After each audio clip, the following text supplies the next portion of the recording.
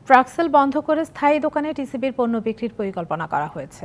আর জুলাই মাস থেকে টিসিবির পাশাপাশি দোকানে ন্যায্য মূল্যে নিত্যপণ্য বিক্রির আশা প্রকাশ করেছেন বাণিজ্য প্রতিমন্ত্রী আহসানুল ইসলাম টিটু। নিত্যপণ্যের চড়া দামে নাজেহাল সাধারণ মানুষ, তাই টিসিবির পণ্য কিছুটা কম দামে কিনতে পেরে খুশি ফ্যামিলি কার্ডধারীরা। ১০০ টাকা দরে ২ লিটার সয়াবিন তেল, ৬০ টাকা দরে ১ কেজি মসুর ডাল এবং ৩০ টাকা দরে ৫ কেজি চাল। এবার পেঁয়াজ ও চিনি টিসিবির পণ্য তালিকায় না থাকায় হতাশা প্রকাশ করেছেন অনেকে। তেল আমগো চাল দরকার, চিনির দরকার, পেঁয়াজের দরকার, তেলের দরকার। আলু পেঁয়াজ দিলে বাজারে তো অনেক দাম, আমাদের কেনা অনেক কষ্টকর ব্যাপার। আর একটু তেল পেঁয়াজ দিলে আমাদের ভালো হয়।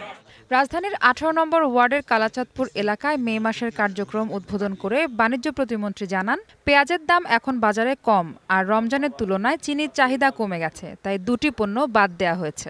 পেঁয়াজটা ঘাটতি নাই, পেঁয়াজ এখন আমাদের সিজন চলতেছে।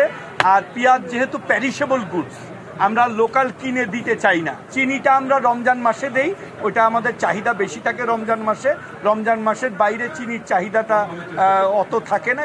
দীর্ঘ লাইনে ট্রাকসেল বন্ধ করে স্থায়ী দোকানের মাধ্যমে টিসিবি পণ্য বিক্রির পরিকল্পনা জানান প্রতিমন্ত্রী। কোন এলাকায় কয়টা দোকান এবং সেই দোকানটা পাওয়া যাচ্ছে কিনা উনাদের রিকমেন্ডেশনের ভিত্তিতে আমরা চেষ্টা করতেছি বাই জুন এই তালিকাটা সম্পন্ন করতে। যেখানে সম্ভব হবে সেখানে আমরা জুলাই থেকে দেওয়া শুরু করব।